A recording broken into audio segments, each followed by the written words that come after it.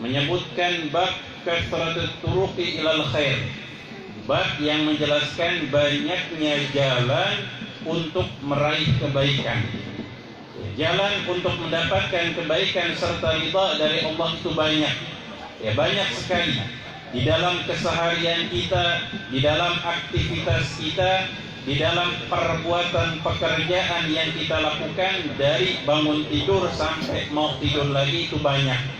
Baik yang berkaitan dengan zikir mengingat Allah ataupun muamalah, apapun yang kita lakukan, dari bangun sampai mau tidur lagi, itu banyak hal yang menyebabkan seseorang bisa meraih ridha Allah Subhanahu wa ta'ala.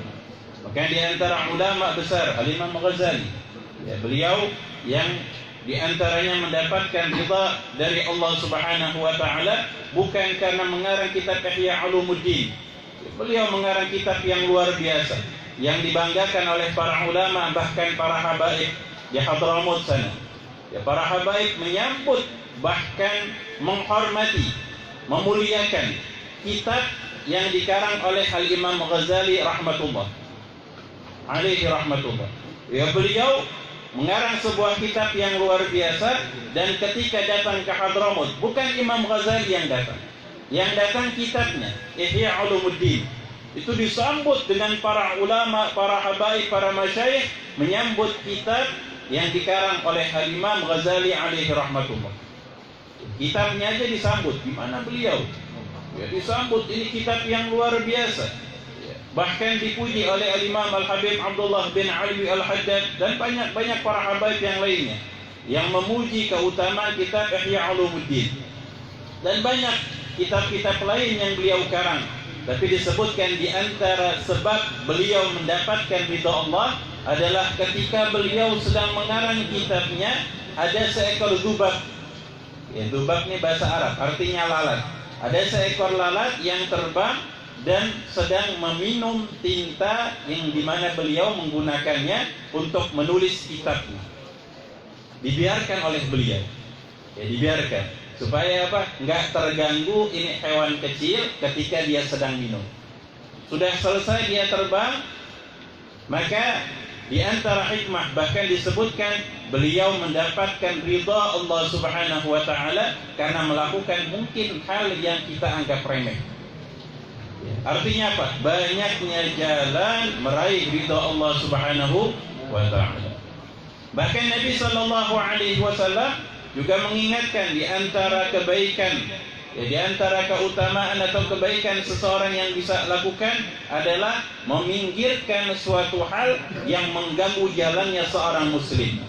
Kita kalau lagi di jalan, ada ranting pohon atau ada batu yang agak besar, sekiranya bisa mengganggu jalan seseorang, kita pinggirkan. Maka ini salah satu kebaikan yang juga Allah Subhanahu wa ta'ala sukai ketika dilakukan oleh seorang hamba. Dan hadirin yang dimuliakan oleh Allah Subhanahu wa ta'ala, juga adanya amalan-amalan, bahkan amalan yang mungkin mudah kita ucapkan di sekitar kita. Ini kan tempat dekat dengan pasar gitu. Namanya Pasar Sukoharjo. Bahkan kalau Google Map tinggal tulis saja Pasar Sukoharjo, nyampe ke rumah Habib Mokhtar. Dekat soalnya. Amalan yang diajarkan oleh Nabi sallallahu alaihi wasallam adalah mengucapkan zikir la ilaha illallah wahdahu la syarikalah, lahul mulku wa lahul hamdu yuhyi wa yumit wa huwa hayyun la yamut biyadihil khair wa huwa ala kulli syai'in qadir. Dibaca satu kali, kalau lagi di pasar mendapatkan pahala kebaikan 1 juta kebaikan, dan diampunkan baginya 1 juta kesalahan. Bahasa Arab itu disebutkan di dalam hadis bukan wahid miliun. Kalau bahasa Arab sekarang kan miliun itu 1 juta. Tapi bahasa Arab yang fusha disebutkan alfa alfu atau alfu alfi hasanah. Adanya 1000 kebaikan. Yang dimaksud adalah satunya diambil, nolnya dikumpulkan semuanya menjadi satunya angka 1 cuma 1, nolnya ada 6, jadi 1 juta. Ada 1 juta kebaikan ketika mengucapkan zikir apa? La ilaha illallah wahdahu la syarikalah, lahul mulku wa lahul hamdu yuhyi wa yumit wa huwa hayyun la yamut biyadihi khair wa huwa ala kulli syai'in qadir. Biasanya bacanya setelah salat, cuma ada sedikit tambahan tadi. Apa tambahannya? Wa huwa hayyun la yamut. Yuhyi wa yumit wa huwa hayyun la yamut biyadihi khair. Tambahannya wa huwa ala kulli syai'in qadir. Sekali aja baca, sudah mendapatkan 1 juta kebaikan, diampunkan 1 juta kesalahan. Banyak jalan, cuma masalahnya sedikit yang mengamalkan. Ada lagi amalan yang diajarkan oleh Nabi sallallahu alaihi wasallam, membaca surat Al-Ikhlas. Sebutkan innaha ta'dilu thuluthul Quran, bahwasanya surat Al-Ikhlas mendapatkan kebaikan seperti seseorang yang membaca sepertiga Al-Quran. Bahkan dikisahkan di dalam hadis yang sahih ketika ada seorang sahabat atau ketika ada sekelompok sahabat yang diperintahkan oleh Nabi melakukan syariah atau melakukan jihad atau melakukan perjalanan dakwah, maka disebutkan yang menjadi amir atau pemimpin menjadi imam, setiap membaca Fatihah, setelah membaca Fatihah membaca surat, maka akan ditutup dengan membaca surat Al-Ikhlas setiap sholat. Kalau berjamaah dia baca Fatihah, baca surat, misalnya dia baca Al-Hakumut Takatsur misal, terus dia selesaikan lagi dengan membaca surat Al-Ikhlas. Rakaat yang kedua dia baca Fatihah, misal dia baca Wal Asri, dibaca lagi ditutup dengan surat Al-Ikhlas. Qul huwallahu ahad. Akhirnya sama sahabat yang makmum ini bingung. Kan Rasulullah nggak pernah nih ngelakuin hal-hal kayak gini gitu. Kalau zaman sekarang udah bilang apa? Bid'ah nih. Ini bid'ah nih gitu. Nggak pernah dilakukan oleh Nabi Muhammad. Nggak pernah diajarin. Kok tiba-tiba ada sahabat salat berjamaah dia tambah lagi dengan surat Al-Ikhlas, dilaporkan kepada Rasulullah, ya Rasulullah gini. Akhirnya coba kata Rasulullah, tanya ke sahabatmu tadi kenapa dia baca seperti itu. Kata sahabat tadi, fa inni uhibbu li'annaha sifatur rahman. Aku cinta kepada surat Al-Ikhlas karena di dalamnya ada sifat-sifat Allah Subhanahu wa taala. Ada sifatnya Allah Subhanahu wa taala. Maka dia cinta kepada surat Al-Ikhlas. Maka Nabi SAW mendapatkan ilham dari Allah Subhanahu wa taala agar mengabarkan kepada sahabat tadi, katakan bahwasanya Allah pun cinta kepadanya sebagaimana cintanya terhadap surat Al-Ikhlas. Makanya yang muda-mudi khususnya kalau cinta itu coba sekarang cintanya sama surat Al-Ikhlas. Jangan cinta ngeliat Instagram, ngeliat apa lagi Facebook, ngeliat artis sana, artis ini, dibanggain, dipajang-pajang fotonya. Kalau ada artis pulang, senang deh pokoknya. Ini sahabat cinta sama siapa? Surat Al-Ikhlas. Dia cinta, dia senang dibaca terus menjadi wasilah dia dapat cintanya dari Allah, mendapatkan wasilah ridha dari Allah Subhanahu wa taala. Bahkan ketika Rasul sallallahu alaihi wasallam bertanya, ayo siapa yang paling cepat dapat mengkhatamkan Al-Quran? Sayyidina Ali radhiyallahu anhu diam sebentar, bilang saya sudah khatam ya Rasulullah. Gimana ceritanya? Sahabat yang lain masih baca mungkin baru 1 lembar kali surat Al-Baqarah. Gimana ceritanya? Kata Sayyidina Ali, saya sudah baca 3 surat Al-Ikhlas. 1 kali tulutul Quran, sepertiga Al-Quran, 3 kali khatam Al-Quran. Kayaknya Ramadan jadi gampang khatam. Udah khatam belum? Udah. Berapa kali? 5 kali. Ya, pagi, subuh 3 kali baca, zuhur 3 kali, sampai isya 3 kali khatam katanya 5 kali. Ya Allah, hasil ini suatu kebaikan. Banyak jalan yang Allah berikan kemudahan bagi kita untuk mendapatkan ridha Allah Subhanahu wa taala. Maka di antaranya adalah majlis. Ya, majlis yang kita hadiri malam hari ini atau kegiatan yang dirutinitaskan oleh keluarga besar Al-Habib Makhdar setiap malam Sabtunya yang dinisbahkan dengan majlis Al-Khuraidah. Ya. Apa itu Al-Khuraidah? Yang kita tahu apa? Kalau baca qasidah, ya tarim. Sekarang anda tanya, tahu nggak tarim itu apa? Tarim itu nama sebuah kota. Di mana kotanya? Ya, Hadramut. Hadramut itu negerinya apa? Yaman. Ini mah tahu, insyaallah. Ya, walhasil Tarim itu nama sebuah kota. Kenapa kok sampai diingat-ingat ya Tarim, ya Tarim? Ya disebutkan karena di situ banyak para ulama dan as-salafun salih yang bertumbuhan.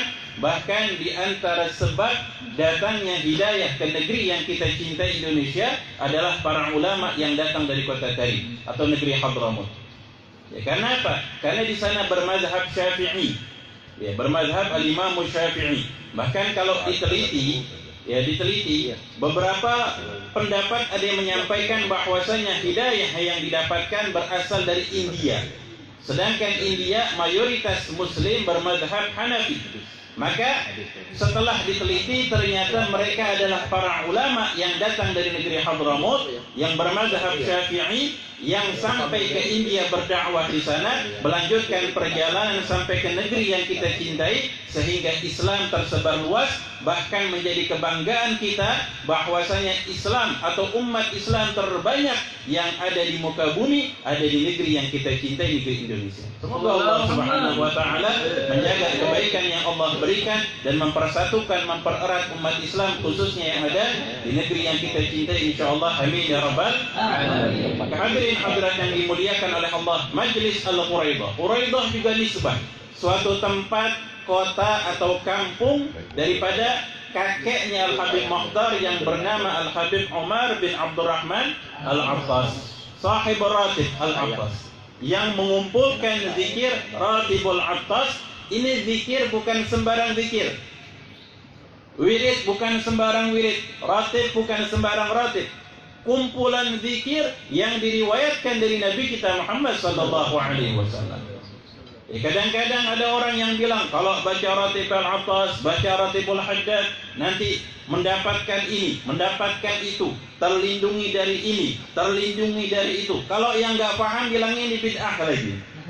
Kalau yang nggak paham bilang masa baca Ratib insyaallah dijauhkan dari bala, dijauhkan dari musibah. Rumah yang dibacakan Ratib insyaallah nggak bakal terjadi naudzubillah kebakaran atau sejenisnya.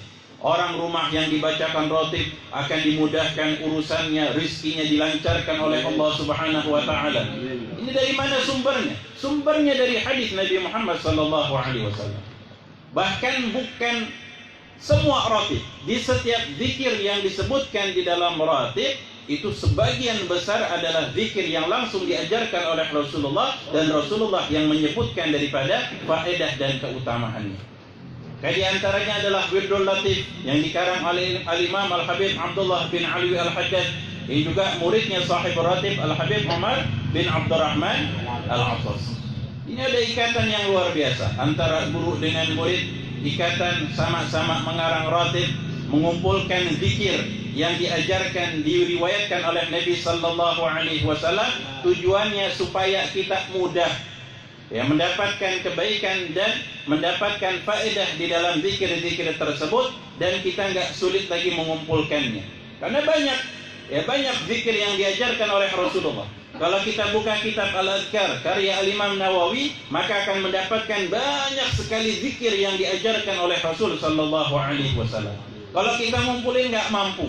Oh, kita mau ngumpulin hadis-hadis yang sahih, kita mau ngumpulin dari hadis-hadis Nabi, daripada zikir-zikir yang diajarkan oleh Rasulullah, mungkin kita akan terbingungkan. Tapi dipermudah oleh para ulama kita, maka dikumpulkan dengan Ratibul Attas, dengan Ratibul Haddad, dinisbahkan kepada seorang ulama yang memang berkaliber dan sangat paham terhadap Al-Quran, dan bahkan beliau dari kecil sudah hafal Al-Quran.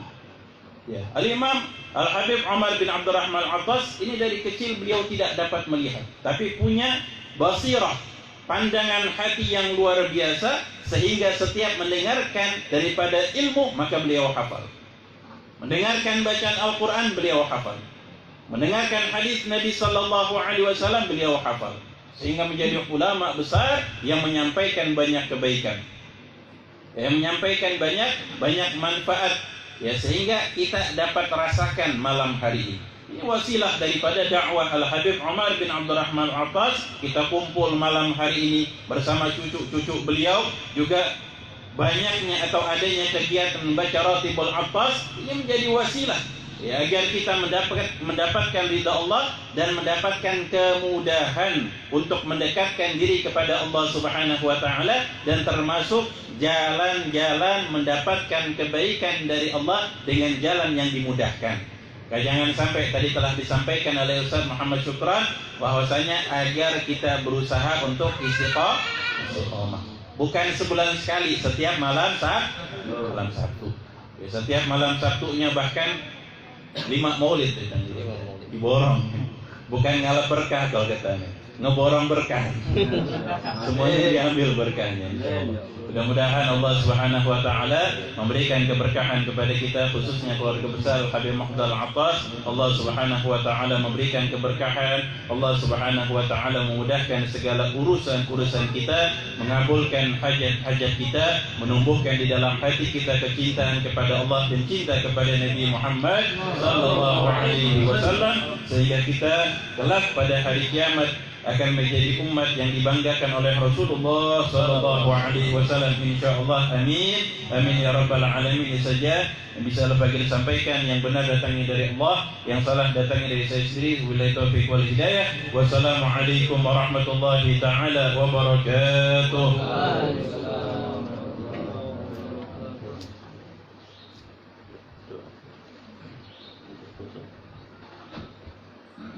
Bismillahirrahmanirrahim. Alhamdulillahirabbil alamin. Allahumma shalli wa sallim ala sayyidina Muhammad wa ala alihi wa sahbihi ajma'in. Wa laqad ashartu li na'ti man awsafuhu tuhil quluba tuhayyijul ashjana. Wa Allahu ba'athna 'alayhi fama yusawi al-qawlu minna aw yakunu thanana.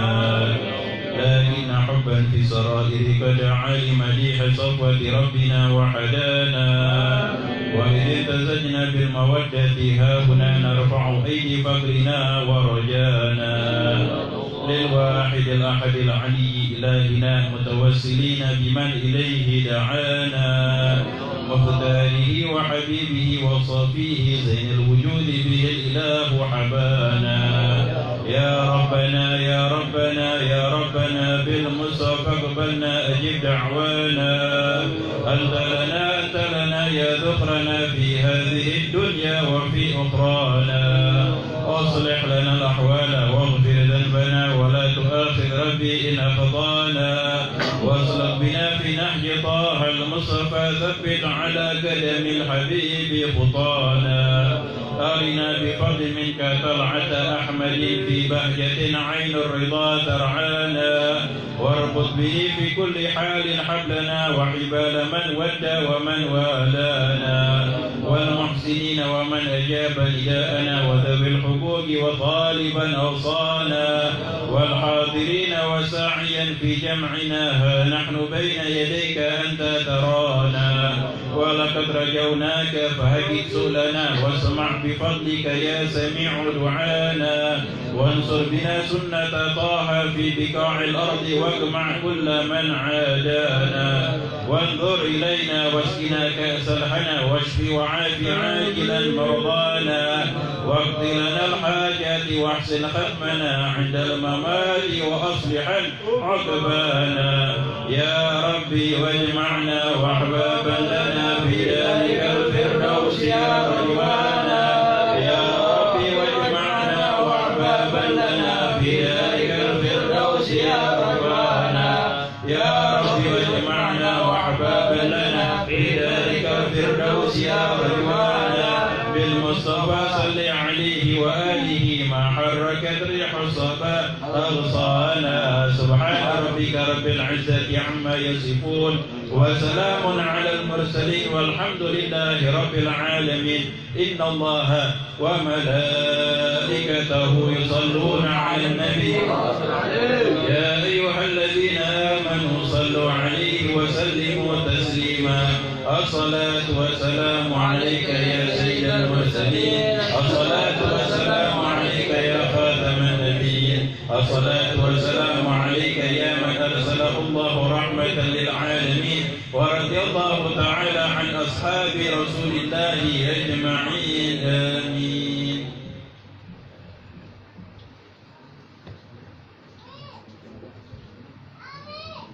الفاتحة.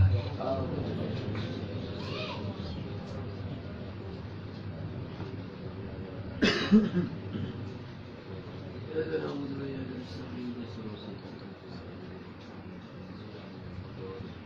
Rabbana tarafna bi annana aqamna wa annana asrafna ala batarafna wa tub alayna tawbatan sirri kulli awba wa astur lana awradi wa ahbil rahati wa birri walidina wa qawlubina wal ahli wal ikhwani wa sairil khilani wa kulli dhi mahabba aw jiratin aw sohba wal muslimina ajma' amin ya rabbi islam fadlan wa judan manna abik bisafirina bil mustafa rasuli afdal bi kulli suli bil mustafa rasuli afdal bi kulli suli bil mustafa rasuli afdal bi kulli suli salla wa sallam rabbi alaihi abdal habib wa alihi wa sahbihi adada tasbih walhamdulillahi fil madhi wa tabahin. Sallu ala Nabi Muhammad. Alhamdulillah, acara dari awal sampai akhir berjalan dengan baik. Mudah-mudahan dengan kehadiran kita semua, dengan kita semua berzikir kepada Allah Subhanahu wa taala dan mendengarkan tausiah dari para ustaz al-habaib, mudah-mudahan akan memberkahi pada kita semua. Allahumma amin ya rabbal alamin. Kita akhiri, kita tutup dengan bacaan alhamdulillah. Alhamdulillahirabbil alamin. Assalamualaikum warahmatullahi wabarakatuh.